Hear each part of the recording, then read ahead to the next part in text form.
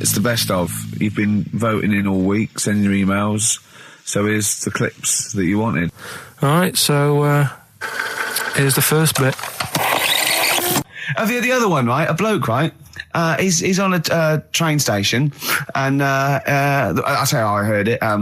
He's waiting for a cruise station, whatever, and he shits himself. As you do. And so he goes, oh, the train's in 5 minutes. So he runs across to Millets and goes, quick, Levi's 36. The bloke just puts it in a bag. He runs onto the train.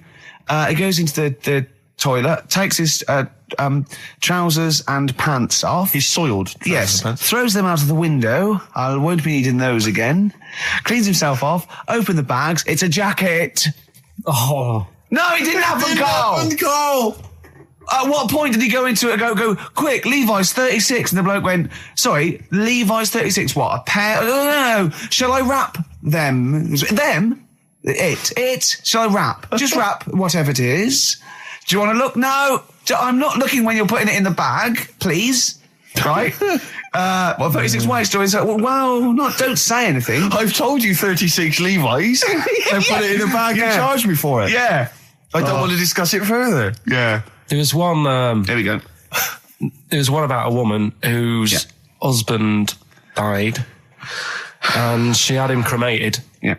And made like a little egg timer out of him. Right. And she said, I did that so it can still help around the kitchen.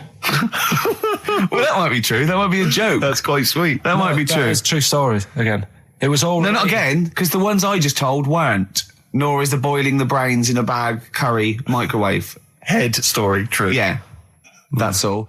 Yeah, Rick, I don't know, I just wanted to bring your attention to this. Someone passed this on to me. It's from the Guardian's media website. There has a sort of website that's dedicated to kind of media information. Is this about our complaint? Well, the headline is Comedian Rapped Over Radio Innuendo.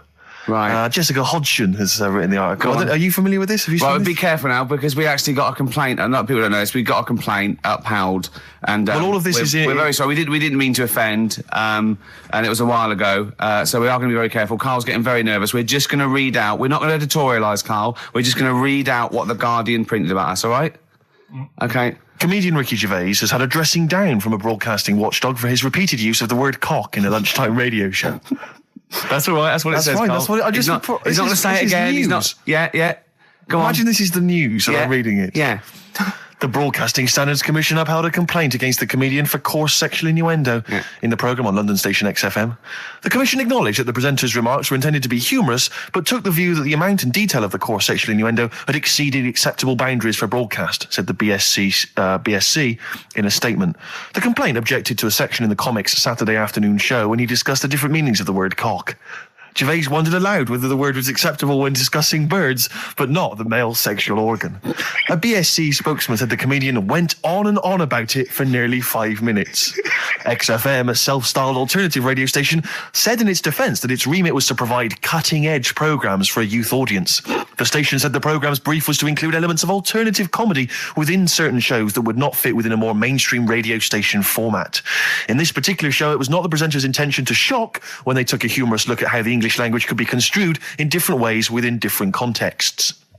Gervais, whose big break was on Channel 4's 11 o'clock show, has shot to household status through the portrayal of David Brent, the middle manager from hell in BBC Two's cult show The Office. Just in case you didn't know what I was talking about. Yeah, he's a household name, but they just thought... You might not have heard of him, but he is a household name. Now, that's good. That's good reporting, and they're quite right about it. And just to remind people, it was when Steve said the only bird that hasn't got a penis is the swan, and I went on about the male bird being called the cock, but I couldn't use that to mean, and it was childish. Yeah. But what annoys me is, I'm sure I've heard things on like Radio 1 like that. Oh, what's what's her name in the morning? Sarah Cox. Yeah, and as there's a DJ like Karl Cox. Yeah, so you got Carl.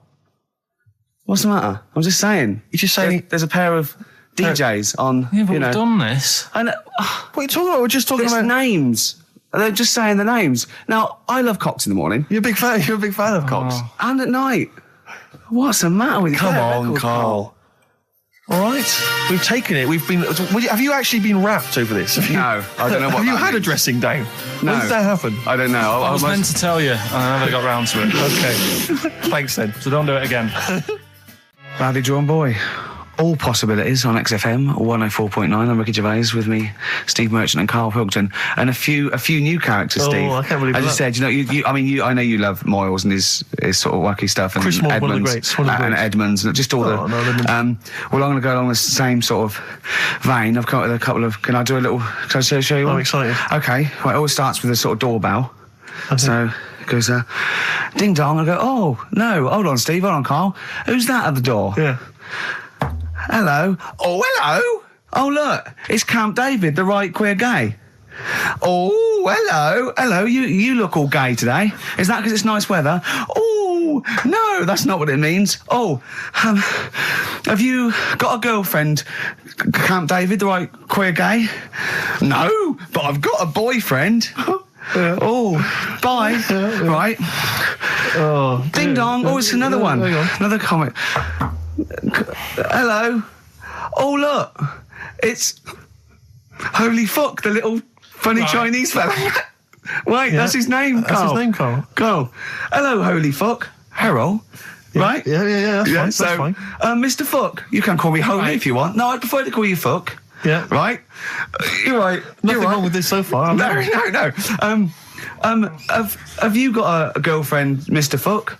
Achoo. Oh, you haven't got that SARS, have you? Yeah. Top No, that's my Right. girlfriend's name. See? Oh, Yeah. that's clever. Oh, just before you go, Mr. Fuck, I've got two things here. I've got a nice Trilby hat that you could wear, Yeah. or I've got a little lampshade. Right. Right. Which one do you want to put on your head and Yes. walk around? I presume the Trilby. No, but it's not. No. Yeah. The lampshade. Lampshade, of course. Bye. See ya. See you later. Yeah. I thought they were genius. Can I be honest? I'll be honest. I thought they were brilliant. I thought they were. You didn't steal them off Chris. No, Moyles, did you? no. They're original. They're original. Sometimes characters. Chris Moyles has done stuff as good as that. I know, yeah, I know, but no, these are all mine. So there you go. We'll be hearing more from Camp David, the right queer gay, and Holy other Fuck, one, the funny the other little Chinaman. What? All right, Karl. Yeah. Is that your sort of humour? It might not be your sort of humour. You just should have run it past me before you did it. Yeah. What one are you worried about in particular? The not Camp David. Well, No. say his name. No. Say his name. I'm not Which doing one? that. I don't know The which other one you mean. The Chinese fella. But I forget who that was. What was his name? I can't remember. Well, if you can't remember, it can't be that good, so we'll leave it. We won't do it again. Right? I'll tell you what I've got, Steve. Oh, what? I'll tell you what I'm thinking. Go on. Right. Do you know, like, TV programmes sort of get rested in the winter? Ding dong. Oh no. Hang on, who's this? Oh, Go on. hello again. Not now, Mr. Fuck. We're talking. Bye. Is that Holy Fuck again? Yeah. Okay, Karl. Look at Karl's face. Right, okay, that's it now. I'm not answering the door anymore. Right, okay, go on. Right. Yeah. Ding dong, ding dong, ding No. dong, ding dong. He's trying to get in. Don't be impolite, Rick. Come on, Rick. He wants to come in. No, it's too late. It's too late. He's gone away now. Go on. Right. Anyway, what I'm Nice hat. thinking is, Rockbusters coming back for a bit. What? What are you talking about? He likes my idea. He likes my characters. He doesn't like that idea. If I Go on, what, Karl? no, what? I was going to say if I came up with With what? Name it. with that Chinese fella. What was his name for again? a I keep sketch? forgetting. You wouldn't have liked it. So let's do Rockbusters and see how it goes. I know you weren't a fan of it, but Hang on. Yeah, I but thought- to be honest, Karl, he dissed Cheap as Chimps, and we know that's a brilliant idea. Hang on. Sorry. We all agreed that Rockbusters was a piece of old toss. no, I didn't. I said it needed And that's why resting. we stopped doing it. I said it needed resting for a bit. I don't remember that conversation. What do you mean it needed resting? We abandoned it because it was appalling. You it started off as a nice idea, but you just gone crazy. None of it made any Let's play a sense. record and come back to this, shall we? What do you want to play? Bit of sugar. Oh. Yeah. Brilliant. That'll cheer us all I up. don't know why you were thinking of bringing this back. I'm genuinely worried about this. Well, Is that the doorbell? I mean, it's mad. I was thinking about it the other day, right? I used to think I had quite a normal upbringing. You didn't. right? And someone was talking Your about the mother cat. once told you not to go to school because it was windy, Carl. It was Yeah. not a normal The upbringing. cat was being sick, so she shaved it, so it was easier to clean. Right, well, my mum and dad went on holiday, right? And I stayed at the Ross's down the road. Oh, yeah. Only a kid, must have been about 5 or something, right? And I was always running around in the house. I had a lot of energy as a kid. What the Rosses did, they had this cat that was dead violent, the most violent sort of angry cat I have ever witnessed. A tiger. It was honestly, Steve, if it was bigger, it would have been, because it was just always having a go at you. Yeah. If you went to pat it on the head, it went to bite you and stuff. And what they used to do with it, to stop me running around, I'd sort of be running around, and then I'd get a bit tired, and they'd say, have a lie down on the settee. So I'd lie down on the settee and I'd nod off. And what they used to do, I'd wake up and I'd put the cat on my belly. Right? So I'd be scared to move because it's like it's going to get me. But it would keep you there. It kept me there, and it used to sort of slaver on me, and they'd sort of, go out or whatever, and I'd be lying there. That's not normal, is it? Carl, sorry, were you created by the Brothers Grimm for one of their fairy tales? What kind of a life is that? A cat paperweight to keep Carl in place. He keeps blowing around. It's windy. We'll have to weigh him down. Be careful. Your mum probably told him that it's a windy day. You got to get something heavy on him, otherwise he just gets blown into the road. God. Bless him. XFM 104.9, Ricky Gervais show with Steve Merchant. Hello there. Yeah. And we're not here this week. We're off jetting around the world, so we've pre-recorded these links. The time is currently somewhere between 1 and 3 o'clock. So a time check there from Steve Merchant. No problem. Yeah, and what about this weather? Isn't it warm? Stroke. Edit that, Carl. Cold. Okay, whichever one. I'm pleased to see that the congestion charge has had some considerable effect. Had no effect. So just wasn't that great on telly last night? The film.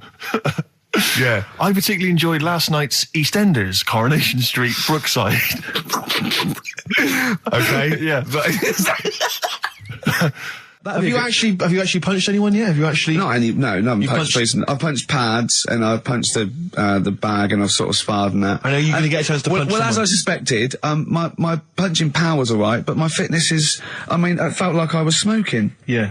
But there's bits of lung that haven't had oxygen in them for 20 years. Yeah. And it's ridiculous. And also because it's not only it's being filmed, but there's other fighters there that are ridiculous. They're like machines, right? And it's that thing. I can go right. I can come out on top, but die now of a heart attack, but never give up. Or I can sit down and go, I'm sorry, I feel ill. And I chose that one, and of course they took the mick. Well, of course. But I mean, soon. As I said, I haven't got the respect yet of the boxing fraternity. But And how long have you got then before? 4 weeks. Okay, so Yeah. and do they think that they can turn you around health-wise in that time? No, Or are they're you being gonna be coming out on a realistic. Zimmer No, flame they're during the gonna, fight? they're gonna teach me the basics and see how it goes, Right. But I mean, And each round is 4 seconds, is that right? yeah, 2 4-second rounds. with a yeah. 2-hour break in between each one. Sit-down meal. So give the number. I want serious suggestions of my fighting name. Nothing insulting. Something we can actually use. Well, let's give out on the email. That's BBC. always the easiest. Yeah, exactly, Ricky.gervais at xfm.co.uk. What's the number, Carl? 08700 800 1234. And it doesn't have to be in the middle. It could be at the beginning, like the Rage. Okay, Ricky the Rage. Ricky the Gervais. tits. Yeah, sure. Ricky the Man. Play a Yeah. record. Big It was a favourite good of day, ours. yeah. Ice Cube talks to me about my life. In the pub. yeah. A couple of emails are already coming in. They're flooding in, Rick, Yeah. inevitably, as boxing name suggestions for you. This is one from Matt, I think. He's given a couple, actually. Ricky the Pudding Gervais. Ricky Big Mac Gervais. There's a theme here. Ricky Pasty Gervais. The pasty. I quite like the pasty. Here comes great, the isn't it? pasty. As Carl said, he said the thing is, if you have a really good nickname, it's embarrassing when you lose. Whereas if you just call yourself, it's not so embarrassing when you lose. Carl, this is doing no good for my ego. Do you know what I mean? If you have like Killer Gervais. Yeah, and then you end up like vomiting, choking on your own vomit upside down, hanging out the ring. What happens if you win? Do you have to do something? Whereas proper? there goes the pasty being stretchered off in the first 2 minutes. Yeah, Not such a problem. there he is, being lightly basted, and chucked down a mine. What do you mean? What do I have to do? Say if you beat Grant, say if that happened. Yeah. Yeah, right. What happens next? What do you mean? What happens then? What do you think? Oh, this is a contention fight for the big one. But do they? Yeah. Well, then we make Ricky 2. No, but you know, do you know if they're planning on making more money? Because it's for comic relief, isn't it? So what happens on the night? No, it's for a charity of our Comic choice. relief would make sense. Yeah, Well, yeah, whatever, right? yeah. It was last time. I think it was last time. Is it sport relief? It's not sport. It was last time, yeah. But this is. I think this is a program where And how do we? Sorry, how do you make money for charity from this? Do we pay to sort of for how many punches to the head you're going to take? Or No. I just how think long you're going to last? I assume the BBC donate money or someone or a sponsor or whatever. I don't know. Just donate money because it's actually a program. This is more about a program with a charity angle. So yeah. So as if you get like killed, there's more money and food to go around. Maybe. But no, I mean the thing is, what's the next step? Because if they go like, right, yeah, well done, you've won. Thank you very much. Well, Carl, what do you expect? That its winner stays on? Yeah. Like in a fair where I go out there and I let people punch me. on Bird of Manning. Yeah. And then my twin gets up. Yeah. It's just it's a program. He's not going to turn pro. It's like faking it. Yeah, but what's the point if it's not going to go anywhere? Well, look, Sorry, him fighting Grant Bovey in a ring is not entertainment enough. yeah, what's the matter with you, Carl? Grant's going to get his face pummeled in. I'm Ricky Gervais, with me Steve Merchant. Over there, Karl Pilkington, the man who believes anything. I think it might be a condition due to his little round head. Mm-hmm. It's sort of like, it might be a new condition that we can call cranial spherity, and because it presses on his lobes, and the only sort of upshot of that is he's normal in every way, but he believes everything he reads or sees on Anna Nova. All right. Talking of which, Rick, I don't really follow the news. No. It's mainly boring, isn't it? Wars and stuff. Yeah. But I don't know. Well, yeah. Well, it is a war. It's all this nonsense before and after. When it's a war, it's it's in the middle of the war. You can watch it on telly. True. You get results. True. You know what I mean? Like, do you know what I mean? Yeah. Like a test match or something. But it's all this rubbish before and after. It drags on. This recent war seemed, I thought, just generally, it was better presented than the previous one. Because I remember the first Gulf War, it was often during the night, and I couldn't stay up. Yeah, because I think the American had rights to it, like the Tyson fight, so we had to get it at 2 in the morning, exactly. Which is annoying. They had it, their prime time and that. Yeah, and a lot of it was in black and white as well, when the bombs went in. When the bombs going so this time there seemed a lot more colourful. Yeah, it's much better coverage. I think they should win awards. Yeah, well, I'd like for to see it. awards, So like Channel 4 won for cricket. Yeah, I mean, a few times as well, I was quite pleased to see they actually had footage of the bombs exploding. Yeah. No, good. Well done. Generally, good on you. Well done. Good on you. Yeah, it costs a lot though, doesn't it? It isn't a costly War's thing. a lot more when you got something like a Jimmy Carr game show, which probably costs about $100,000. Yeah, like half an hour of war costs millions. It's almost as expensive as like Terminator 3 or something. Yeah. But I mean, but then you got a variety. Exactly. Sorry, Steve, you were talking, mate. Well, no, I just wanted to make sure you're aware that the World Elephant Polo Championships have taken place. I did get it. I think they mentioned on. Yeah, we won, didn't we? England won. Yeah. Well, my question is, where have they been practicing? I don't know. Do you remember ever at school anyone ever saying to you, "Are you interested in playing polo with elephants?" Do you reckon it was 5 blokes in pith helmets kept sneaking into a whipsnade? Possibly. What are you doing, lads? We're practicing. Get down. Yeah. Get off them elephants. Yeah. I didn't even know we had a team. I can't believe it. No, but it's like Johnny Wilkinson and the rugby lads. They're going to get MBEs, all sorts. The elephant polo boys, nothing. They're going to get nothing. I haven't seen the sun talking like them. To be fair, it's not like horse polo where I don't think there's a stick long enough. I think the elephants kick it, don't they? I think you might be right. I think they're not allowed to use their tusks. They'd burst it, won't they? I think they go, start again. Raheem! Yeah. What do you mean the elephants kick it? All right, I've opened a can of worms here. Normal polo on a horse, they have like mallets. Yeah, they whack them, right? But I think it's obviously they're too high up. I think I might be wrong, but I'm pretty sure they just train the elephant to kick it. So why are people talking about? Why not just let them have a kick about without? Imagine that! And why does horse racing have to have a jockey? Well, they just let the horses go, okay, lads, no cheating, on your marks, get set, go. Get back here. Brilliant. Oasis, live forever on XFM 104.9. Right. We're in the swing of things. It's mine and Steve's favourite bit of the whole show. This is what we do this show for now. Educating Ricky. Yeah. Go for it, Carl. You said that learning can't be fun. Yeah. Yeah. Okay, I'll go for the one. What's the one about the butcher going down the butcher shop? You've got to get your kit on. We're off down the butcher's. Yeah. You going for that one? Yeah. Well, do you know the saying, don't let the cat out of the bag? Yeah. Do you know what it means? Yeah, well, don't give away a secret. Right. Well, do you know how it came about? No. Well, ages ago. Before, like... Ages ago. 17th century? Yeah, before, like... Yeah, 17's good. Yeah. Before, like, you know, proper butchers and Dewhursts and supermarkets and that, you used to get these blokes who sold meat. Right. Butchers, they were called then, I think. Yeah, but the difference was they didn't stay in the same place, they moved about. Right, so they'd turn up on a street corner, and he'd have like loads of carrier bags of like Carrier bags? Yeah, with meat in and that, and people would Plastic be like, carrier bags. Yeah, well, with whatever. mobile butcher on them. Yeah. Right, so And an email address. Yeah, go on. people went, right, yeah, I need some meat. Right, so they'd go up to this bloke and say, what have you got? And he'd say, well, I've got a you know, you can have a bag full of pig, or you can have whatever, a bag full of chicken, whatever. Yeah. And they'd go, yeah, how much? They go, oh, you know, call it a fiver, whatever. Yeah. And they'd buy them, and to make more money, they didn't always fill the bag with what they said was in it. Oh, and yeah, I thought that might be the case. Right? Yeah. So what Did they they used to ever do... put cats in there? Yeah. But I don't see what... Okay, so sometimes they would put a cat in the bag They'd put and a cat pretend in it the was bag. chicken or whatever else. Yeah, so But why was a cat any cheaper than a chicken? because cats are wandering around the streets, aren't they? Chickens aren't. So they'd get a chicken, they put a chicken on the top so that when they look in it, they'd go, yeah, that's all right. Got a bag full of chicken. They'd get home to make the dinner, and they'd be like, what are we having tonight? And they'd go, well, you'll never guess. And they'd have like, you know, well, you can have a chicken leg, and, you know... But it we've would be a we've cat. got- They'd have to defrost a pizza. Yeah. Did they mind that they were eating cat then? In those days? He didn't say. He just was saying about the saying, don't let the cat out of the bag. It's like, you know, if they see that, they're going to go mad. I'm mildly disappointed with this story.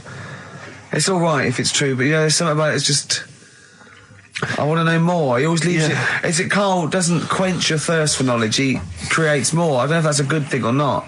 Well, yeah, he's like the pot noodle of information. Yeah, do you know? He never. I want to go. I'm not nourished by it. It's like if for every fact he tells me, there's 10 others that spring up that I have to get clear. Well, so it was the people that were doing this. It was the dodgy butchers that coined this phrase. Were they saying to each other, "Don't let the cat out the bag"? I.e., what I mean by that, Jack, is don't let them see the cat. Yeah. What we've stuffed in there. Yeah. Dodgy butcher. There's another phrase, isn't it? So that's the first one. Is that a euphemism or is that dodgy butcher? As his meat delivered around the back. Sure. So that's that one. So let's get your kit on. What does that mean? It's a euphemism for homosexuality. Okay. And meat, presumably, in that means different things. It doesn't. It's a word that is also a male would bird. it mean chicken or cat necessarily in that context? Or well, I suppose it could. Yeah. So wristbands work. I saw one in a shop window the other day which said "Stop child abuse," and I bought one obviously because a lot of people say, you know, does it make a difference? But it was only £1, and I'd only spent it on kiddie porn. So, you know, I think I've made a little difference there in a small way. On a serious note, though, I like the idea that child abuse. If you're a paedophile and you're walking along the street in your Mac, right? You got a puppy in one hand, a bag of sweets in the other, and you see this wristband, and you go, "Oh, stop it." Oh, okay then. Yeah, I hadn't thought before. That's what I think. Okay, fair enough. Yeah. I won't be doing that again. Yeah, he was hanging around in Topshop for unsavoury reasons. He saw them in there for only £1. 104.9 XFM. Hello, I'm Carl. Ricky Gervais and Steve aren't here, so we're playing through some of the best bits. I say the best bits. It's the bits that came across first. I mean, I'm not wasting my time. I'm a busy man. You know what I mean? So here's another bit. What should we do next? It's too much. Do we need them out of the way? Do we need them out of the way? Yeah, just Let's explain it again. if you're new, I'm sort of on a bit of a mission to find out, you know, we've got a lot of animals and insects in the world and stuff. Yeah. Do we need them all? It still amuses me. So we've found out we've got to keep jellyfish. We've done octopus. She said we've got to keep them. This week, snails. Do we need them?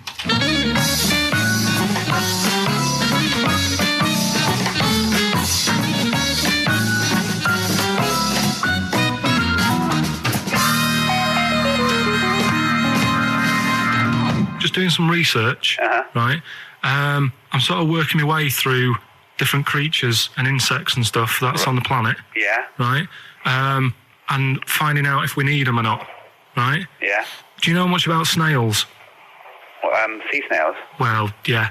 Snails in general. Don't know much about snails, land snails. Know a bit about sea snails, like whelks, top shells, that sort of thing. Would you say they're important? What sort of sense do you mean by important? Say if we had to sort of get rid of some animals and insects and that because we're running out of room. Right. Do you know what I mean? Because I'll tell you what I know about some snails. I don't know if this applies to sea snails as well. I mean, I called you today because a lot of other places are shut. Yeah. Right? So I know they like to eat stamps, apparently. The glue on stamps. They love it, right? Right. Apparently a lot of letters and stuff aren't getting to where they're meant to be getting because snails are crawling into letterboxes and eating the stamps. That obviously doesn't apply to the sea ones, but that's a problem they're causing. All right. Were you aware of that? No. I didn't know that. But you're glad you answered the phone today. Right? They love beer. Beer, yeah. Who doesn't? And also, I don't know if this is right, but I heard that they sleep for 13 years, or can do. Right. I wouldn't know if they can sleep for 13 years or not, but I mean, sea snails are pretty important. Yeah, they do quite a good job in the sea. They graze on algae and they provide food for other animals. I mean, you can say that about any fish, or any animal. Why do they exist? Would you be upset if someone said we're getting rid of them? Oh yeah. You would be. They're an animal, I wouldn't.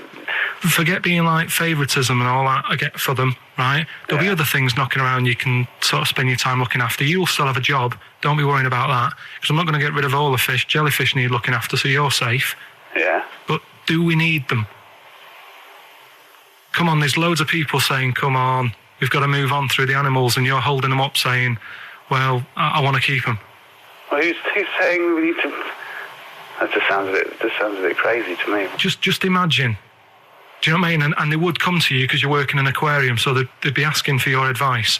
Right. And you're slowing it down. Well, they asked for my advice and I'm giving it to them, so, that's what I think anyway. Yeah, but snails, I mean, like I say, they drink beer and that, What do they do apart from some food for a whelk? They were around, their descendants were around a lot longer than we have been. Yeah, they've been around a long time, but what have they done? Well, they've survived that long, so they must be doing something pretty good. Well, apparently they sleep for 13 years, so really, even though they've been around for ages... I think that sounds a bit... But I don't think they sleep for 13 years. Not all of them, just the tired ones. So, snails, do we need them? Well, yeah, I just think they've got to... Just as, it's not for us to say, do we need them or not, we can't. So you think we should keep them? Yeah, definitely.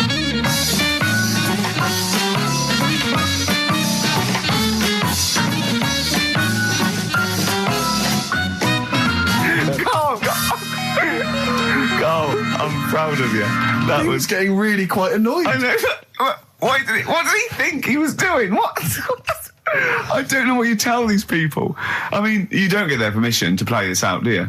You just don't say the that. thing is, right, I sort of told him what it was about, but we won't say who he is or where he works, because it doesn't matter. I just needed to speak to someone who knows. I know the fact that you were trying to get an answer out of him by suggesting that he would be safe, because he could look after jellyfish if he gave the okay to destroy snails. He was getting livid, you can tell. Oh, God.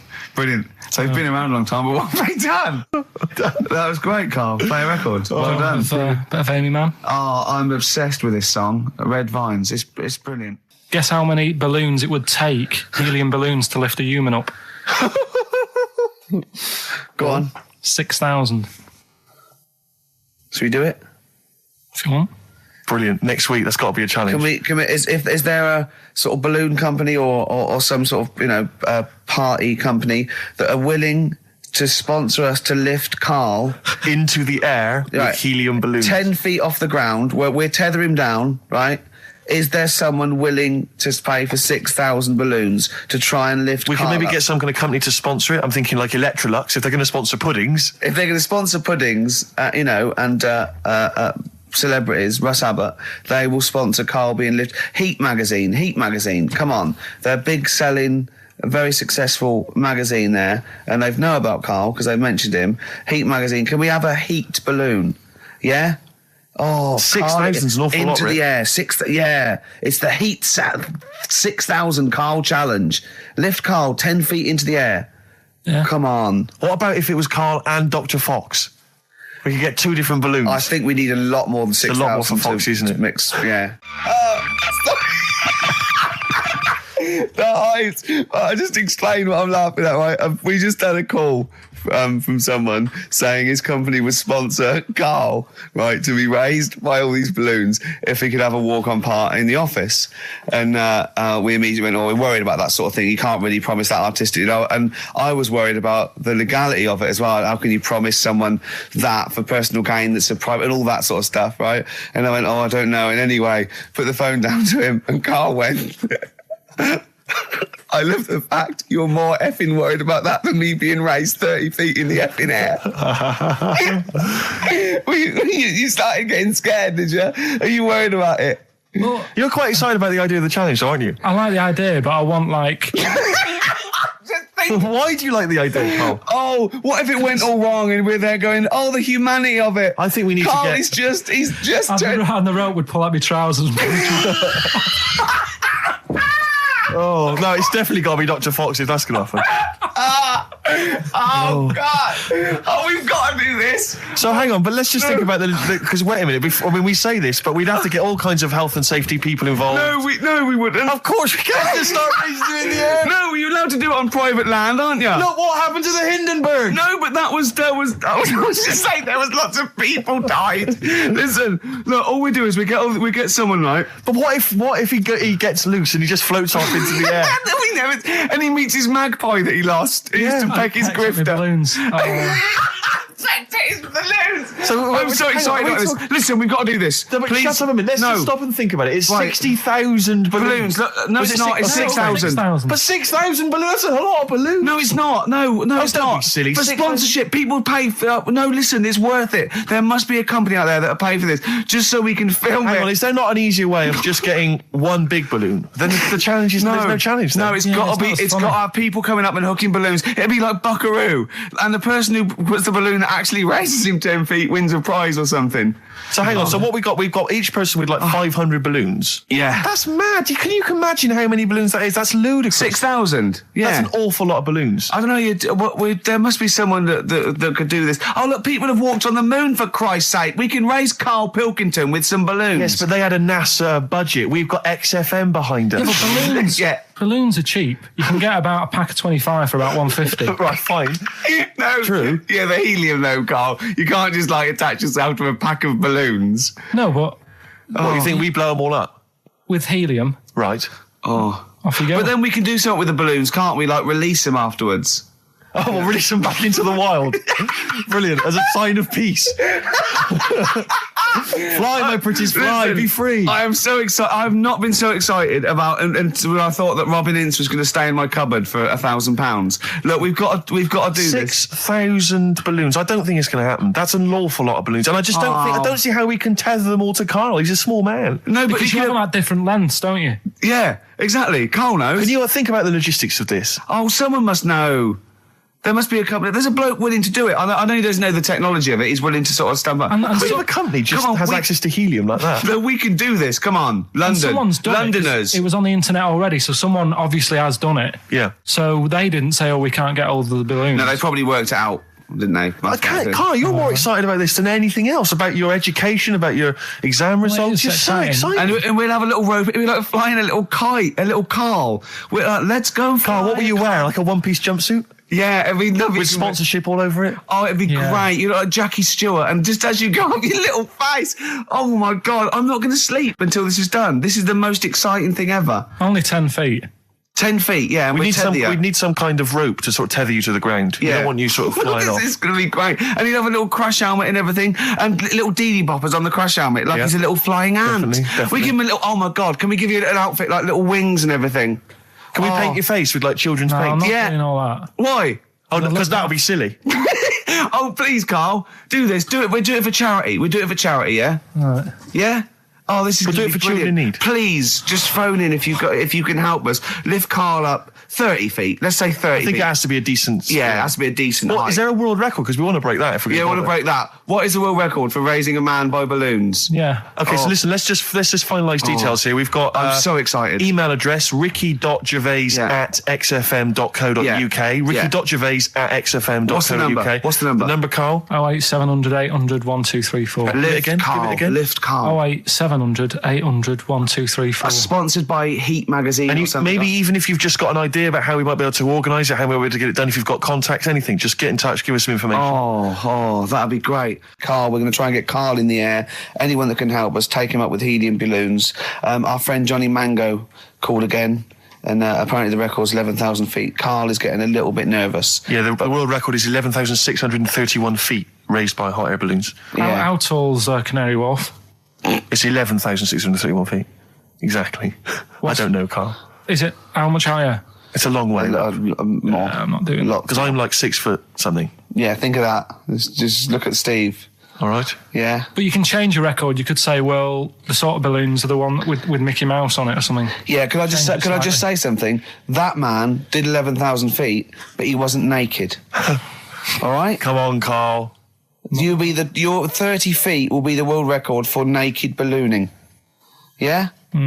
Think about it. All right, it's for charity. Well, thank you for listening, everyone. We are going to raise Carl. And after Carl said, and just to think, my teacher said I'd never be a high flyer. So this is your chance, Carl, to shine, to fly. Steve. It'll be brilliant. Oh, that was great. That was very, very funny indeed. What a wonderful clip that was. I enjoyed Do you it. remember that? Yeah. Wow. It was a few weeks ago, wasn't it, really? I mean, I think it was last week. we'd have to have very, very bad memories not to remember that hilarious clip. I'd like to hear that again maybe in a couple of weeks' time when I'm away. Yes, absolutely. It's embarrassing, isn't it? And we, but the good thing is, on telly, I feel a bit guilty about putting out shoddy rubbish because I'm getting paid an awful lot. Yes. But here, I don't give a They can bleep that. They will do. And Darren Brown, the sort of magician, mind reader fella. Right, yeah. He comes in, he sits down. I'm a bit sort of... bit spooked by him straight away. Oh, you're spooked by him straight away, Yeah, there's a weird thing about him. Right? So anyway, he sat there and I'm watching him. It's because he was naked. Checking, seeing what he's, looking at and stuff. Yeah. So anyway, he gets his paper out and I think, right, he's going to do a bit of trickery and that. And he says to me, right, write down a number and a name, right? It was between A two-digit number, and a name of anyone you know. Yeah, right. Now the thing is, I thought of the name because I was telling Steve earlier about the kid at school who I fell out with, right? Yeah. Over that girl who was called Aris, Yeah. right? So that name was like in my mind, ready to go, because I didn't want to use anybody's name who I knew, sort of now, because maybe you've mentioned it in the past. Do you know what I mean? I couldn't say Suzanne. I knew Colin Makin anyway. Yeah, well, do you know what I mean? So I picked a name, yeah. Well, I thought you might have been thinking about Auntie Nora. So I picked this name, right, that you three didn't really know about, right? Number just came to mind, right? So he 42, says, right, we were never thinking of that. 42, right? He said, right, just keep saying it over and over in your head. And I'm there, and he's saying all these sort of different numbers at me, and I'm trying to throw him off a little bit. Every time he said a number that was nothing like 42, I was sort of smiling, looking a bit nervous. Yeah. Don't know if you caught that, right? I just all I could see was you looking sort of blank. When he said, let your mind go blank, you'd realise he picked on the wrong person then. Right? So you had to squeeze his head to get it going again. I said, Darren, if in doubt, he'll be thinking of monkeys. And Darren looked at Carl and he said, were you thinking of monkeys? He said, I tried not to and I thought of them more. right, that's true as well. Yeah. Right. So I'm there thinking of these numbers and that, and then he said, right, let's just talk about other stuff for a bit, right? So I was like, well, I'm not going to say anything. Yeah. Right, because I don't want you to catch me out. But then when we were talking, I was trying to like knock him off track. Clever. Do you know what I mean? Do you know what I mean? I played a bit of hardball with him. Yeah. I was like saying, because we were talking about aliens and that as well, weren't we? And I was saying, well, you know, they might come and land again in 2060. Clever. You know what I mean? Dropping in different numbers and that. And so doing all that, playing him at his own game. And I think I had him for a bit. On the ropes, right? So anyway, comes down to the time when he's telling me the name and the number. Yeah. And, well, he explained what he actually did. I mean, that was... He said, just think of a number at the end of it. And he said, oh, is it an I? And you went, it wasn't an I, but there is no, okay. And anyway, he got the name. Harris. Then he went and said, "Do you an extrovert?" And he wrote down these numbers. Well, he wrote down some numbers and he said that if you're an extrovert, these are the numbers you tend to choose. If you're an introvert, these are the numbers you tend to choose. And he wrote them down. And he said, I don't think you're really an introvert. I don't think you're this. I don't think you're that. And I think he came up with the number 32, didn't he? He said to you, you're thinking of number 32. You said to him, no way. You couldn't believe your luck, could you, when you'd caught him out? But he said it's either 42 or 32, didn't he? Yeah. Well, no, but it was beside the point because then he said, you know, rather brilliantly, hang on a minute, if you just add up these numbers here, that adds up to 42. It was a magic if you add square. Up those numbers, that's 42. That's 42 across diagonally there. That box is 42. All the numbers that added up on the page, whether you go across, sideways, down, across, whatever, always added up to 42. Yeah. Right? And he's got the name Harris. Which freaks you out. It freaked me out. I kept saying to him, how do you do it? How do you do it? And he wasn't telling me. I was talking to people at work about him, and one lad said, apparently the trick that he uses is the same thing that Hitler did. Play record. No, seriously. Apparently it's the same thing because he was saying... What? Play record. No, just let me finish because I've even ran it by other people to check if I'm right on this. So let's do play record and come back to Because the people in the XFM office, I mean, they're pretty wise. They're up on that stuff. No, he used it in a different way.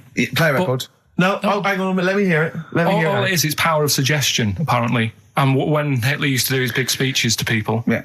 What should we play? Come on. Finish your point. Well, that's about it. Who I'm told just you saying. that? Ian Canfield. A few different people. All right. The big thinkers out there in the like XFM office. The brain boxes.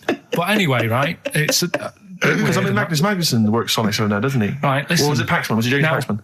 I'm Ricky Gervais, with me Steve Merchant, Karl Pilkington, pressing the little buttons there. XFM 104.9. What's that little Well, I think I do more than press the buttons. Right, see, this is it, right? Karl has had a little strop on since last night, okay?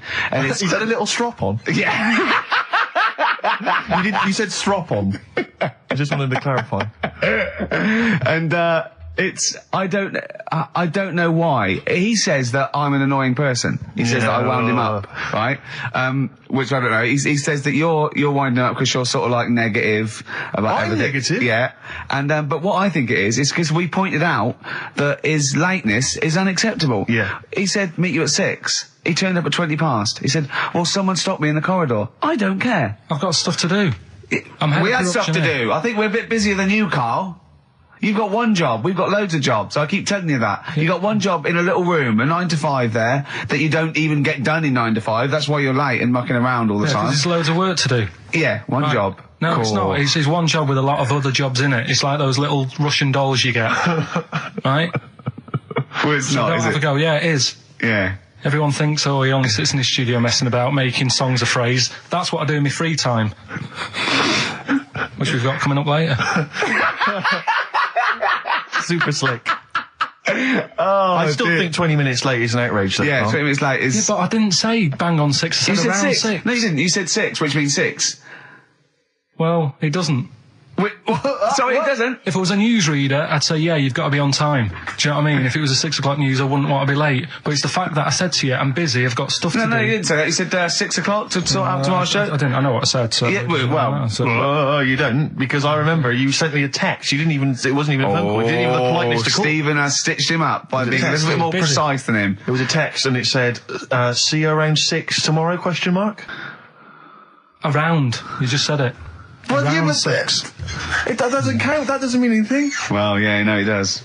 What? So all right, you told me he said 6. Well, he did. I'm paraphrasing. 6 o'clock, Rick. To me, even if it was around 6 o'clock, that would be 5 to 6 or 5 past 6. It would not be 20 minutes after the event, because that is late. Yeah. Well, you can't. You've got nothing. You see, you haven't even got an excuse. Yeah, but then I turned up, right, and I said, right, well, let's not argue about this. Let's come up with some good new features, because we've been in Cheap as Chimps. That's gone today. Good news. He never liked Cheap as Chimps, Carl, did he? Right, he never liked it. Do you know what? Do you know who's took it further? Donald McIntyre. What? He's doing a programme, Cheap as Chimps. No, he's not. doing The channel. Well, we'll see. Again, I'll prove you right. Again, He's Prove you not. wrong. He's not doing a program Cheap as Chimps, is he? He's not. What do you mean? He's doing. I saw a trail on Channel 5, and it was saying, you know, Is he's it done 5 this. or is it about 5:20? He's doing this, he's done that, you know, now see him on Channel 5 because he's moved to Channel 5. Right. He's saying first big problem, chimps, you know, they deer and that. And, No, they're not, dear. He's getting confused. no, 50 odd grand for a chimp, and it's saying, you know, he'll look into how much you can get gorilla for. What are in the name of God are you talking We'll about? talk about that later. But I don't know. I'm just saying that's another idea. And that then, Steve seems so to do. go on, you got off. This is why you never get stuff done and you're Yeah. late. You got off the point. You were talking about arriving late. Yeah, I know, but I'm just saying to you now, I turned up late, so I said, right, well, let's not argue. Yeah. I said, let's do some stuff. Yeah. You weren't having any of it. I think at one point you were trying to be sick on my leg. I do remember that. Yeah? Why? Just for fun? Yeah. All right. That's when I started getting annoyed. He was very annoyed last night. No, yeah, okay. Yeah, I can see where that could be annoying, but you just got to think, hey, look, so what? It's, you know. Well, I think you rub each other up the wrong way. Yeah. That's the problem. no more Cheap as Chimps today. Right. Nothing to replace it because we didn't have a chat. Songs of Phrase, we're doing that. You can win some stuff. Yeah, we've got the film that we haven't done for the last 2 weeks. The final film, we won't be doing Let that. him down. It's 2 weeks. So you're 2 weeks late on that. Yeah, Can I just ask, guys, is there going to be some great music? Yeah, well, What I've got about some- something from the only ones? yeah. Another planet. Brilliant. Rick, I had for Christmas something which I think might excite you and interest Yeah. you, because I know you're obsessed and interested by facts. Yeah. Don't fiddle with the microphone. Well, I was Everyone just can hear looking at what it was underneath it. So this is a book, it's just facts and trivia. It's edited by Sir Isaac Asimov, who I Oh, think's yeah. dead. So I don't know when my parents bought this book. I assume it's sort of from a second-hand shop or something. Right. It's quite long, but I got it for Christmas. I keep meaning to bring it in, because generally the facts are quite sensible in here. And I like to think if Isaac's been involved, they're probably substantiated. It's not like kind of just this nonsense on the web. I think that this is probably... Or up in Greg's the Baker's that Carl Exactly. gets most of his facts from. The ancient Egyptians trained baboons to wait on tables. Carl, fascinated. Brilliant. That's fantastic. But what my point about that is, why did they stop? Yeah. It's a genius idea. Was Would you there- not want to go to a restaurant where they have baboons serving? No, I'll tell you what Depends on happened. a few. It might have been like the Planet of the Apes and they sort of rebelled. One of them could talk. One of them could take his order. And one day went, do you want fries with that? And the bloke got really annoyed and said to answer him back. And then there was some sort of rebellion. Right. Yeah. The Planet of the Apes isn't true, is it? It's not. just a No, it's film. not. It's not a documentary. Right, okay. I wonder, because what I like the idea of having baboons is the fact that I reckon they're like, I have difficulty, and I'm sure you do, Carl, like working out that sort of 10%, you know, on a bill. Yeah. I reckon baboons would find that particularly hard. I reckon you could get away with under tipping them all the time. Yeah, exactly. Just not leaving enough and just legging it. Exactly. They go away and you go, sucker. Yeah, exactly. So Yeah. I'd love to see some baboon restaurants. If there's Yeah. any restaurateurs out there, so Could Terence I Conran or someone. if you do go to a restaurant and you've been waiting on those, please don't order the banana daiquiri because it comes half-eaten. They can't help their little selves. They really can't. They're okay with, like, you know, beef and steak and chips and all that. But there's a little bag. I go, do you... Can you imagine that, the baboons serving at waiting tables? It's genius. Just stop to think about that. It's absolutely incredible. Yeah. It's absolutely dynamite. Yeah, that's a See, good zoos fact. would be a lot more popular if there was like the canteen and you could go in If and they were serve. serving tickets to two, one Exactly. child. Well, okay, go through there. But I think they should do other things, like in the Flintstones, they used to mix cement in that bird's kind of beak. Pelican, yeah. We should start doing that again. Because that also happened in ancient times. Yeah, exactly. According to the Flintstones. Yeah, before they had proper cement mixers, that's what they did. That was how they did it. Definitely. Right, next one. Which one's the next one? Oh, what about your paper round? Right, the paper round one. Paper round, I'd still say it's the best job I've ever had. And he means it. No, I really enjoyed it. It's like, you know, you don't have to work with anyone else, right? So you make your own rules. Just think of that. You know, you're sort of You're around. spreading information Well, yeah, to people. yeah, Vital you're information. giving a service, and no one else is around. You know, you can just do what you want and think about stuff whilst you're cycling around on your bike. It's really good. Yeah. So anyway, Imagine the stuff he's thinking about when he's riding around his I bike. can't. Oh, so getting in the head of a salamander. So anyway, I loved it, and even though I only got like 50p a day, right, no matter what the weather was like and stuff, I used to get up at 4:30 and go and do the round. And Why did you get up at 4:30? because I wanted to watch the Pink Panther at 5:30, so I wanted to get me paper round done. I said, why didn't you watch Pink Panther? And then he went, I can't sit there thinking I've got my paper round to do. He'll ruin it for him. Yeah. So is it a good job or not? So 4:30 I was up and about, and this morning it was like winter, really bad winter, bad snow, you know, freezing cold, really windy and all that. And my mum said to me before I went to bed, she said, don't be getting up tomorrow, I'll give you the 50p. I said, it's not about the 50p. So, you know, people want the papers and stuff. So, conscientious. So anyway, I went to bed thinking, you know, that's it. I've told her I'm still going, so, you know, whatever. Go to sleep, get up in the morning, and put all my kit on. And I used to have layers of clothing on because it was really cold. I had like a big anorak on with the fur on. I had like waterproof pants, and I got my paper round bag. And I went downstairs to get out and tried to open the door, and it was locked. So she'd locked it so I couldn't go out. So I'm searching around the house looking for the keys. She must have hid them somewhere. I thought, oh God, you know, I've got the papers to do. So I thought, how can I get out? So I went upstairs, climbed out of the bathroom window. God. Right, and to try and jump out of the bathroom window onto the porch. But the problem was, I had so much gear on, I was like the Michelin Man. So I could hardly move as it is. Yeah. And I try to get out the window, and I'm like, try to stretch down like that, get my foot on the porch, and my bag got caught on like the hook of, do you know, like how you have a hook so you can put the window open? Right, yeah, the little arm goes on. My bag had got caught on that. I was holding on to the wall and my foot on the thing, so I couldn't sort of pull it away in case I pulled it away and then fell on my head. Yeah. So I'm stuck there. Dangling. My dad comes back from working nights. Yeah. He thinks I'm a burglar. Gets out his gun. So he's shouting and stuff, going mad and going, Dad, it's me. And he had to give us a hand using a... He's heard that wily trick in Manchester before. He had to help me using a washing prop thing, a big stick. What did he do? Well, he said, just hold on for your dear life, and I'll sort of push the paper bag off the hook. Why didn't he go upstairs and sort it out? It was at that point where I was in the middle. There was nothing you could do. Do you know what I mean? It's at that point where you've just got to make a decision. Yeah. And by the time you go upstairs, who knows what might have happened? Sure. Do you know what I mean? You've got to act there and then, not messing around. Yeah. So And you could hear downstairs, now here he is, the Pink Panther. Yeah. Dad! Hurry up! Panther, ever so pink. Oh. So that was close to death because I must have been about 30 foot in the air. So to cut a long story short, he gave me about 4 or 5 near-death experiences, and he went, and the whole point of this, he went, so that's why I think I'm going to die of something horrible, like cancer. And I went, why? He went, right, you ready for this? Yeah. He said, well, I don't check my balls. Wait. He said, I don't like the feel. Carl, always check your balls. Do you I check don't yours? like the feel. Why don't you like the feel of your own balls? They just... I mean, you know that I don't like bodies anyway.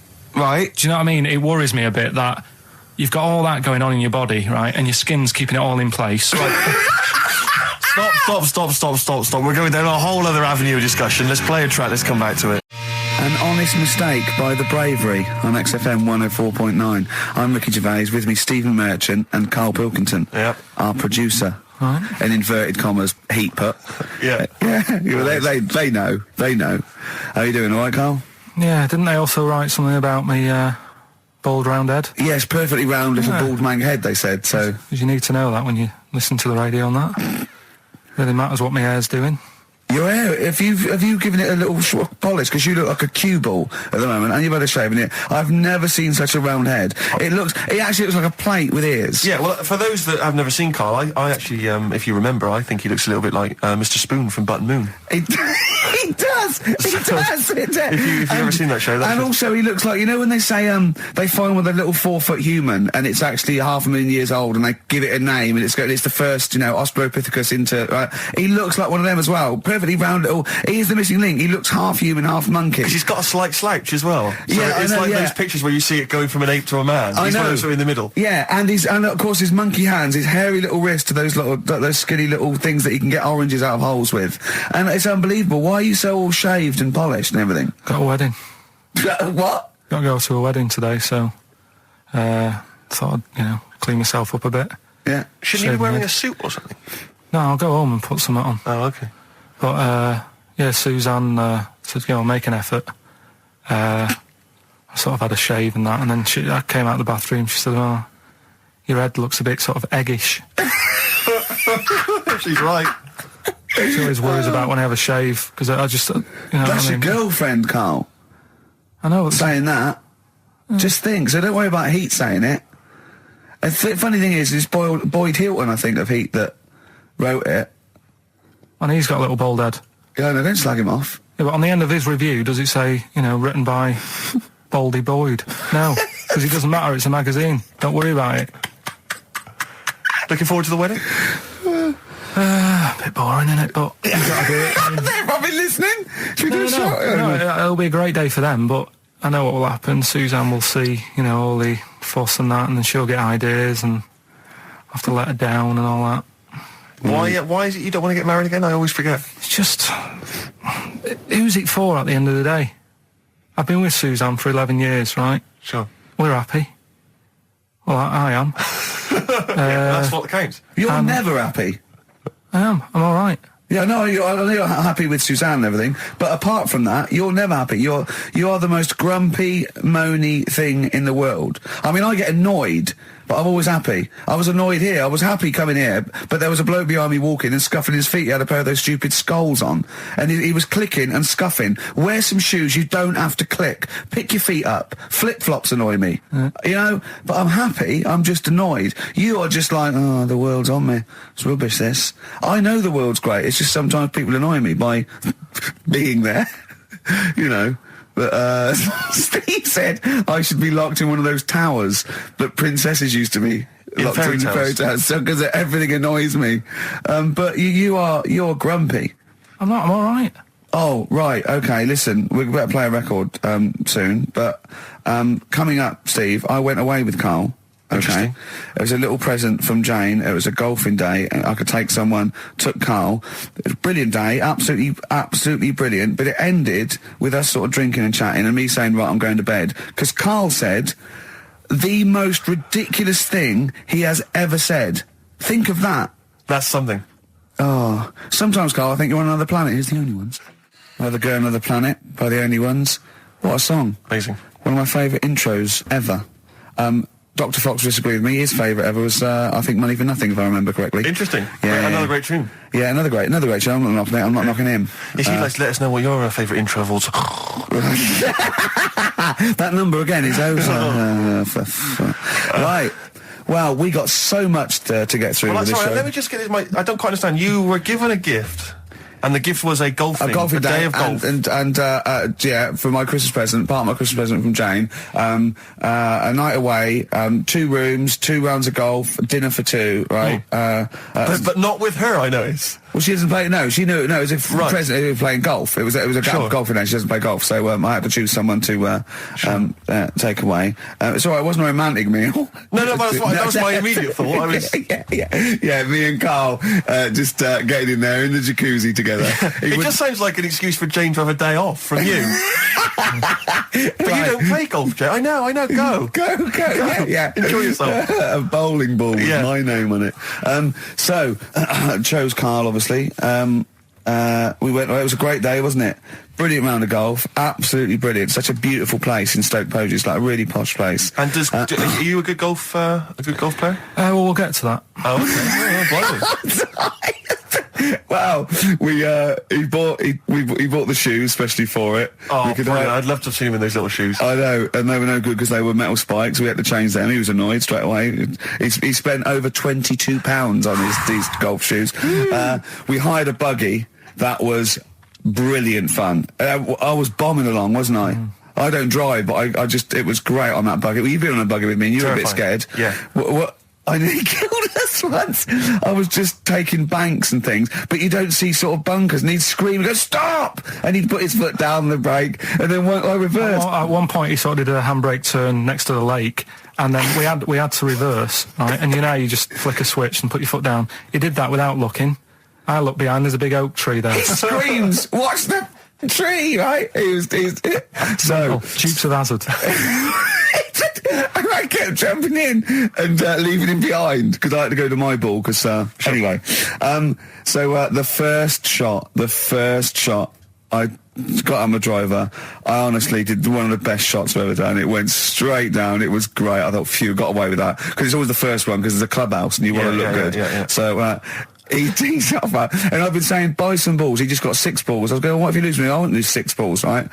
He tees up, right?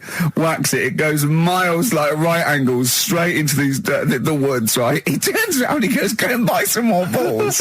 So I'm laughing because it's like impolite to laugh, but he broke the ice for me, and I was falling around. And then his second shot, I go, you're off for 3 now. If you take another shot, he went, oh, right. So it's his third shot. He puts the ball down. He hits the ground before it and misses the ball altogether. And I was on my back, wasn't I? Unbelievable. Actually rolling about on his back. I was rolling about, and we were terrible. I went round 107. He went round in like 119 or something. Sure. It was just rubbish. How long did it take? 5 hours. Of course. And there was no one around, luckily. But it was fantastic. So then we go and have our meal. What annoys me, I said, right, I'll go for a run. He went, I'll have a bath. I said, I'll see you at 7:45. At 7:55, I have to call him. He's not ready, so he's let me down there. I can't stand lateness or laziness. Yeah, and he's let me down. Do you know his excuse? He fell asleep in the bath because there was no light bulb.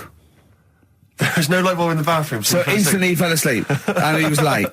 No, do you know what I mean though, Steve? If you're sort of like nice and warm and what have you, I was tired anyway. I've been stressed out for 4.5 hours, right?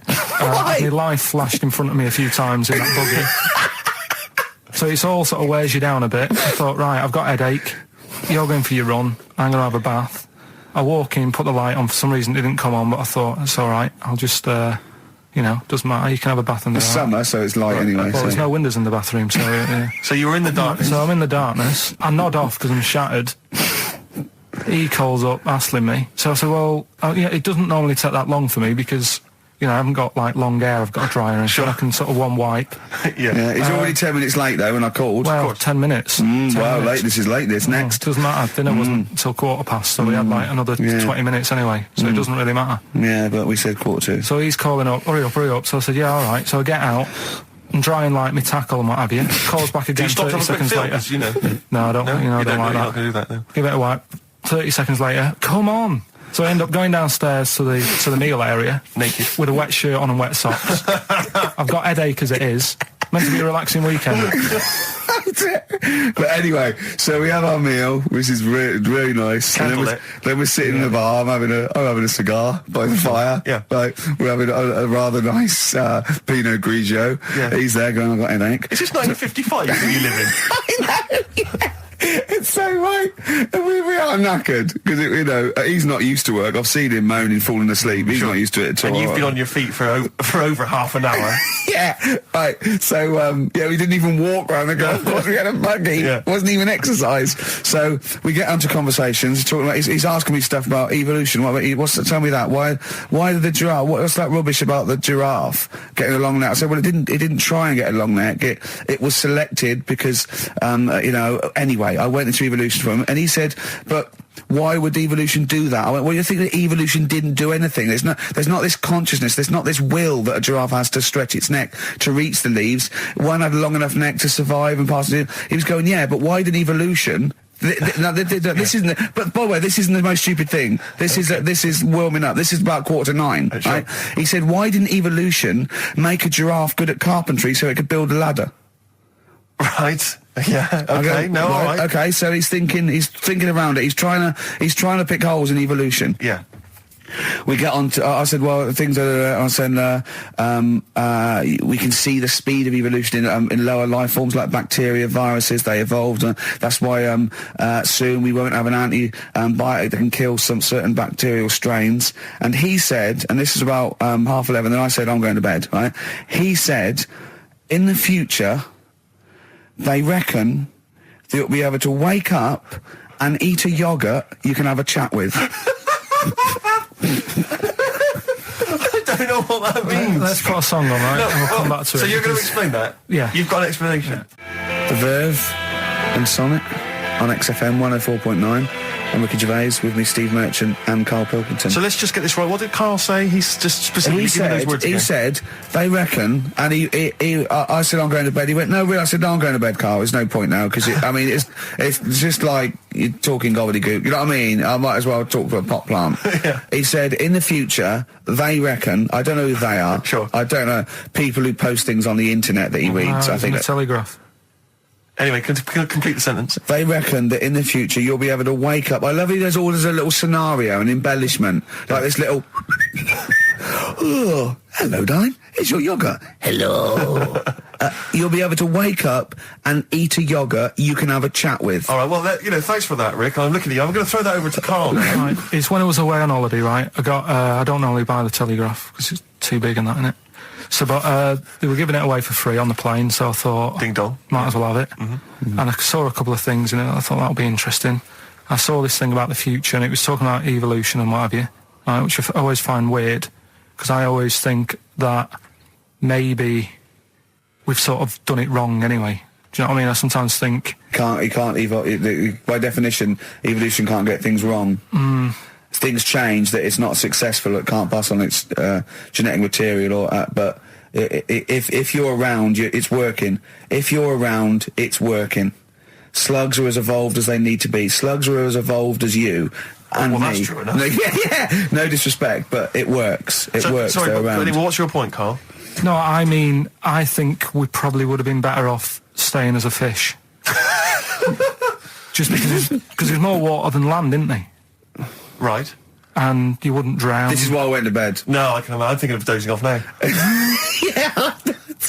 No, but it went. Do you know what I mean? From what was it? It was bacteria. It was fish, mermaid, man, onwards and what have you. So anyway. Oh God! No, there are a few knowledge gaps in your theory of evolution. All right, you generally got it right though. So I mean, basically, it went bacteria, fish, mermaid, man. What's next is the big question. So it was telling you all about this and what have you, and saying how like we shouldn't have interfered, because maybe if we wouldn't have invented planes and what have you, maybe we'd be able to fly and what have you if we really needed to and stuff like that. Okay. So we've interfered with evolution, you see. Right. Well, then it was saying, well, what's the future got? Well, yes, in one way we have interfered with evolution. Yeah, the evolution of the human being in society is changing. It's no longer based on the strongest or the fittest, because medical science can keep us alive long enough. People can pass on their genetic material where without this civilization they wouldn't have been able to. So yeah, there are different parameters, there are different pressures, there are different things that say whether we're going to pass on our genetic material or not. Okay, so in that sense you're right. And that, Rick, as far as I'm aware, has led to a yoghurt that you can eat and have a conversation with. So this is what it was saying. It was just saying, you know, we're living in mad times and that. You know, there's a lot of weird stuff going on. One of which is... And the fellow was just saying, you know, with computers and stuff like that, the way it is, we'll be able to wake up... Go on. Have a chat with your yoghurt and have something to eat. What do you mean, have a chat with your yoghurt? Because of the amount of... I mean, you have them yoghurts already, those friendly yoghurts. Those bacteria-friendly ones, so this is just a really friendly one. Yeah, they don't... Oh, God! I'm my best! Do you know what, sometimes, Carl, I think that we're having a chat with a yoghurt. Do you know what I mean? There can't be any difference. Yeah, but then I'm always reminded that would be more entertaining. That would be more informative. God! XFM. U2, City of Blinding Lights. I'm going to see them next week at Twickenham. Well, enjoy that. Looking forward to it. Yeah. Thanks again for letting me know about your... old Nobbo and Edge and all that. Now listen, you just got an email there saying, can you turn up your microphone, Steve? Apparently my voice is a little bit quiet. Carl has to do one thing, make sure we're heard. That's all he has to do. Well, I can hear it. Sounds fine to me. Well, not to the listeners, and that's who we're trying to please. Well, Yeah. It's one person, so they can't hear Yes, but we've only got one listener. So if he's not happy, we're buggered. You're allowed to say buggered. Not twice, certainly. Once could have been a mistake. Yeah. Twice, pointing it out is definitely, complaint material. Now, Carl, you haven't told us about your holiday yet. You were meant to do it last week and you didn't. You started telling us, but we didn't have time because we had to do monkey news about a monkey who was a director who cared about lighting and stuff. Is there more monkey news this week? Is it as... okay. Is it real monkey news? Did it happen, or is it mostly embellishment in your round little head? It's proper stuff. Yeah. Okay. Good. Proper So stuff. holiday. Where did you go on holiday? Sardinia. Good. Yeah, it's all right. Yeah. Nice food and that. It's important, isn't it? Yeah. And nice beaches and what have you. Excellent. Always like a nice long beach to walk down. Yeah. But so we're having a nice walk, right? You know how nudists do me head in. Sure. Right. Not a problem though, is it? It's not like being scared of spiders where they might jump out under the kitchen sink at you. You know what I mean? It's not a big problem having your head done in by nudists. Yeah, but it just annoys me. It sort of ruins the day a little bit because it makes me feel uncomfortable. Right. Take your clothes off if you feel uncomfortable. It's much more relaxing. Yeah, but well, anyway, right. So I'm walking along the beach, right? Lovely long beach, what have you? You know, watching the sea, picking up shells and that. And what are you wearing? What's your natural beach club? When he says picking up shells, I imagine he's on all fours going, like that, you know what I mean, looking at things. Just like washing his nuts in the sea to get them tasty. Yeah, going into the sea and then kind of shaking himself and all the water flows off. Yeah. I've just got, flip-flops on, pair of shorts, and like a little light shirt. Sure. So anyway, walking along, and Suzanne goes, "Oh look," right? And there's this woman, German, I think, coming out of the. How can you tell she was German? Underarm hair. I'll get to it. Forget the underarm hair. She came out. It looked like she was smuggling seaweed. I'm gonna burst! I'm going to burst! Oh God! And the funny thing is, right? She. Smuggling seaweed! Oh God! She was a bit hairy down there, was she? Mental. I felt bad because I hadn't had a shave for 2 days, right? Looked at her, it was ridiculous. She might as well have kept her trunks on. It was just like she was wearing furry trunks, right? So anyway, so I'm walking along. Yeah, go on then. So Suzanne's like, "Oh, look," and I'm like, "Oh, not again," because every time we go away, there always seems to be one of these. Is she by herself, this woman? Well, the weird thing was, she was with her husband, right? Yeah. But he had shorts on. He was happy, right? But every time, because I walked past her, and he sort of ran off, because he's embarrassed. Do you know what I mean? There's nothing normal about it. What can he do? He can't go, "All right, mate," because he knows it's odd, right? How old was he? Sorry, how old was she? It's hard to tell when someone hasn't got clothes on. Sure. Do you know what I mean? They always look older, don't they, when they haven't got clothes on anyway. But I'd say she was about 40, 41. Okay, right.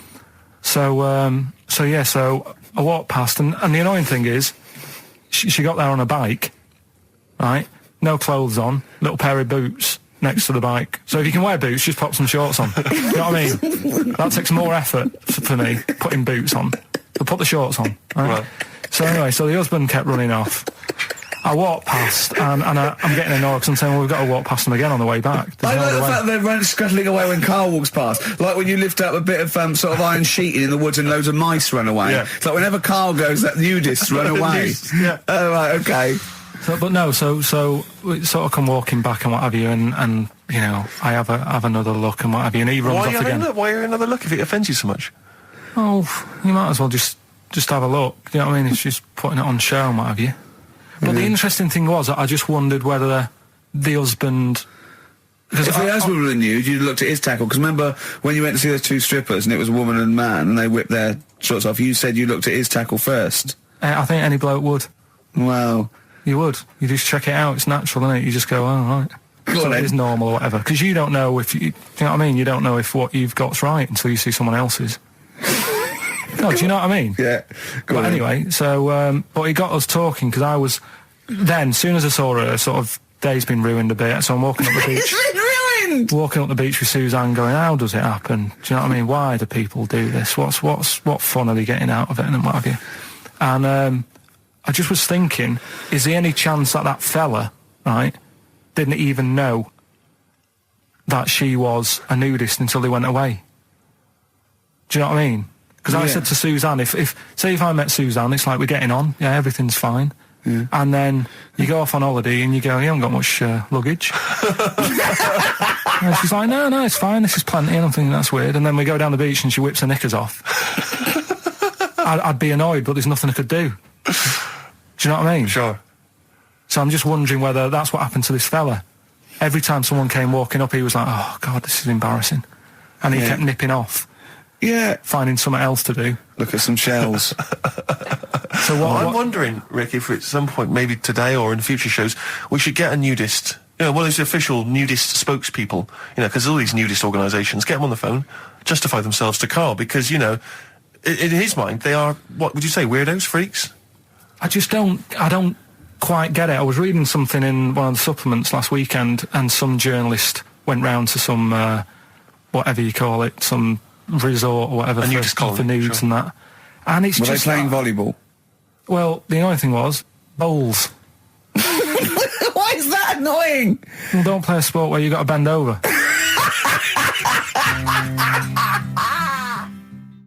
Neil Young from the album Zuma, and that's Pardon My Heart on XFM 104.9. Ricky Gervais, Steve Merchant, Karl Pilkington. We just had a text here that says, and I don't know what truth there is in this, as ever, but John says there is apparently a nude bike ride today in Hyde Park. Now, I can't believe that's the case, because I don't think it's allowed, is it? You can't ride around with your veg, can you? I don't know. Why would you want to? Well, good point. On a bike. On a bike, I love the fact that that's what disgusts him. I want. Do you know what? If we did appeal for a nudist to call in, I'd want a very specific sort. I want a German nudist, a middle-aged man called Helmut. Okay. If there is any, or the closest one to it. So I want a middle-aged man from Germany. If your name is Helmut, you're in. But I'll accept Hans. Karl would be good, wouldn't it? All right. Yeah. I think I'm wondering if the age might. Maybe we could we broaden. Okay, out just a German nudist bloke. Right. Could he at least be fat? Could I find a fat German fella? If your name's Helmut, we're going to give you a big prize. Yeah. But any fat German fella who likes to get his sausage out. Sure. Okay. It's sauerkraut. Yeah. What's the phone number? 0871 222 1049. It'd be good just to get an email or a text with a contact on it, and then I can just call them up in the week. Sure. And 83936 is the text number. I don't know what our audience demographic pans out like, Rick, but I'm suspecting that's probably a fairly small fraction of our listenership. I know, but there must be someone out there. If you know a fat German who likes to get his tackle out, phones are going. Straight away. Just answer it, Karl. Just answer it. Just potluck. it could be anything. Well, just see what it is. To be fair, it could be a nutter. But just say hello. Just tell it's not straight away. He'll stay there, won't he? He'll stay there. Well, answer it. Answer it. Leave it. Answer it. Oh, you see this? It's gone. There you go. He bottled it. So, just as well.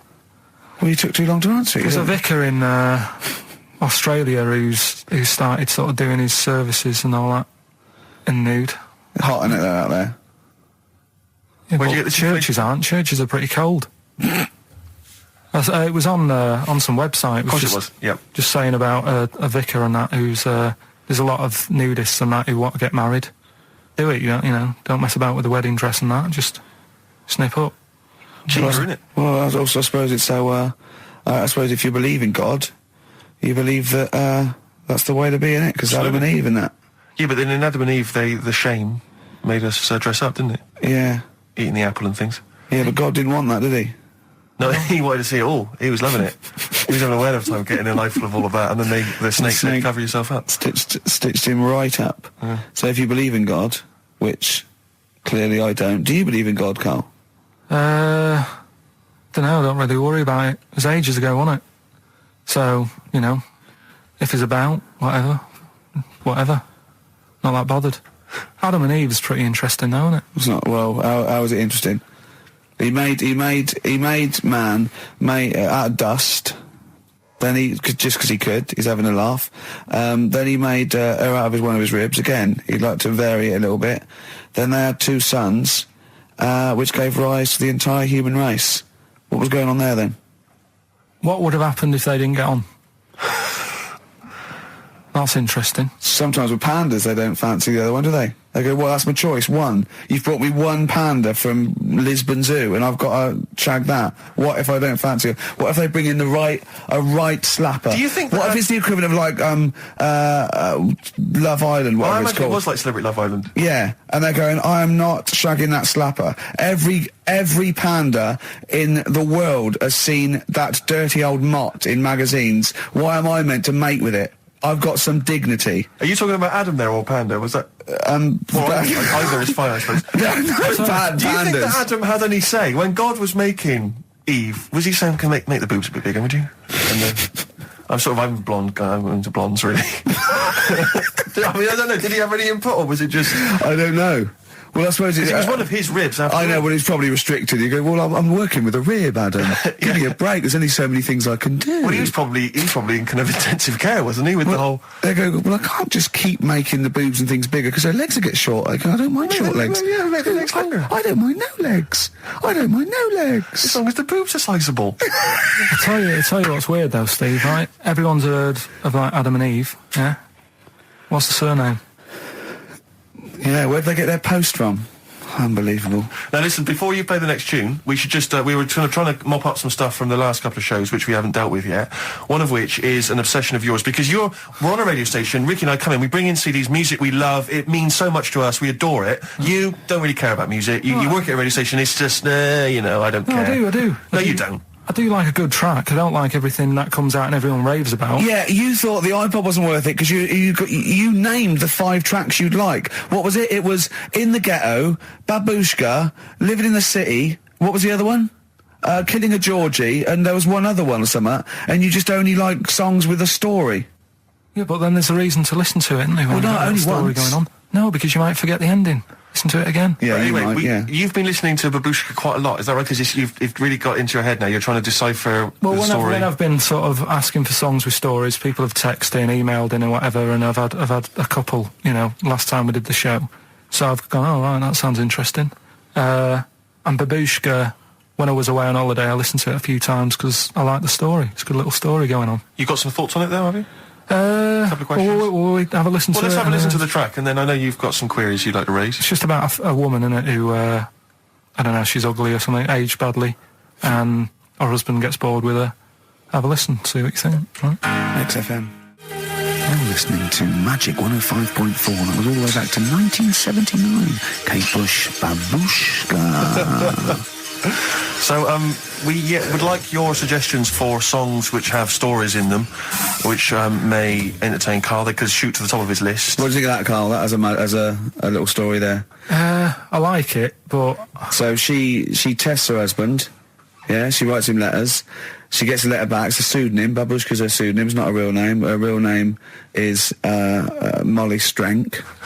From Ealing, and Eva responds. He goes, "Oh, he's So in real terms, he's having a bit of an illicit affair behind her back because he doesn't know it's his wife. So he goes, "Oh, well, I'll take this a bit further, see how far I go." He turns up. She turns up, he gets it on with her, and he's falling for her because she's acting like she used to act, was he just playing along with it? Was he like, No, it's not, because they'd have said that in the song. They don't leave it up to... Some people do that, don't they? Well, it wasn't. Kate Bush would have said, and by the way, he's playing along. She'd have given us a clue. He's not. He's fallen for it. She went along incognito. He thought it was another woman. But how much work can you do to yourself to... I wrote a letter to Suzanne, right? Saying... She'd know it was you. It'd have egg stains on it. It'd be spelt wrong. No, but you'd sign it Karl, crossed out Babushka. I wrote to her... I won't pick Babushka.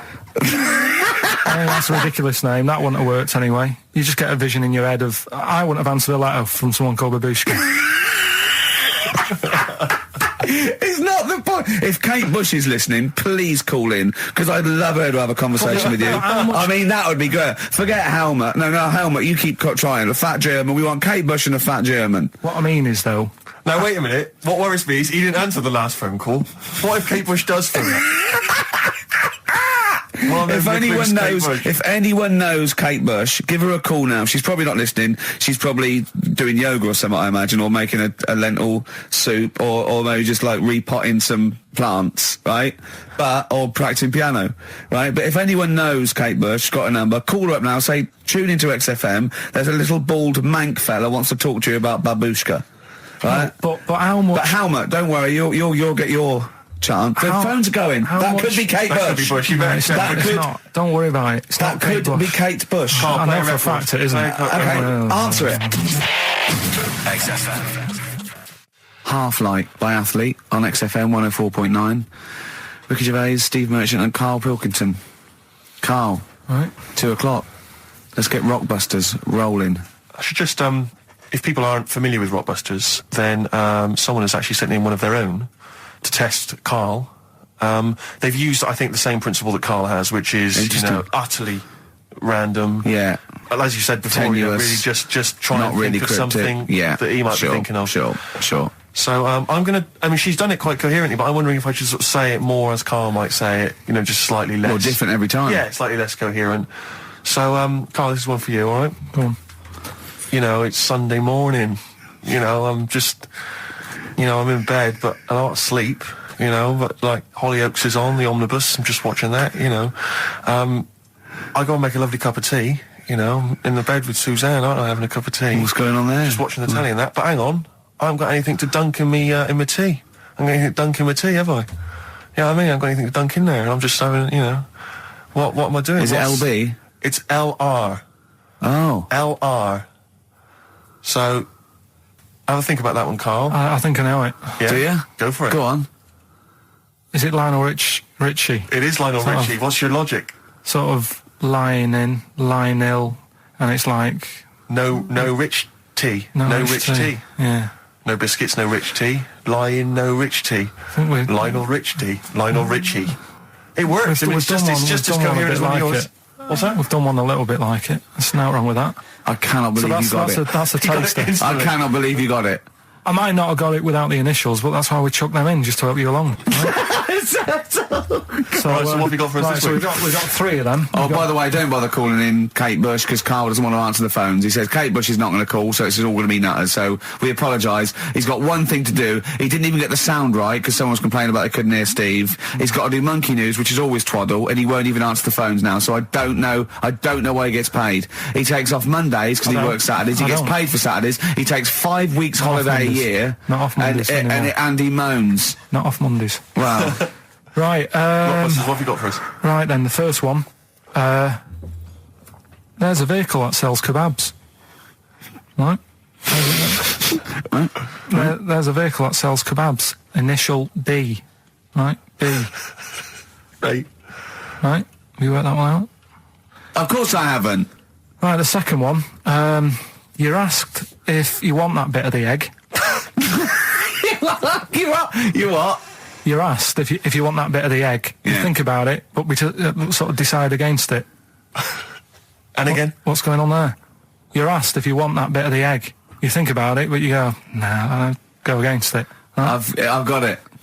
Is it initials W-Y-O? Yeah. Got it. Right, so... Okay. Yeah.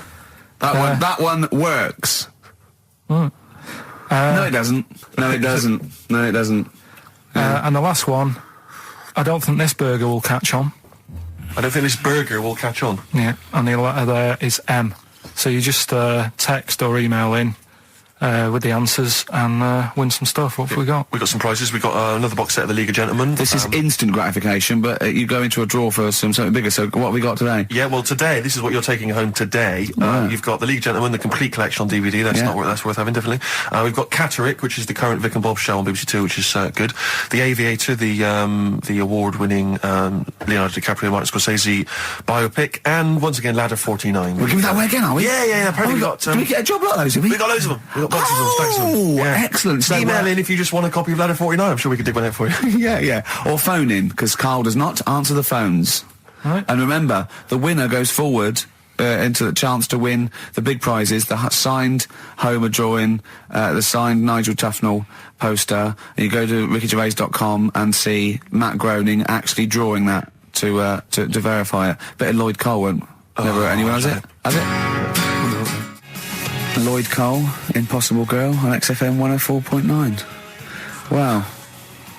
Rick, I'm just reading an email we've had, and it is indeed true. Scores of naked cyclists will be wheeling around London today in a mass protest against oil dependency. The World Naked Bike Ride will see the arresting sight of up to 200 daring riders bearing oil in their cycle past some of the capital's most famous landmarks. Have they got to wear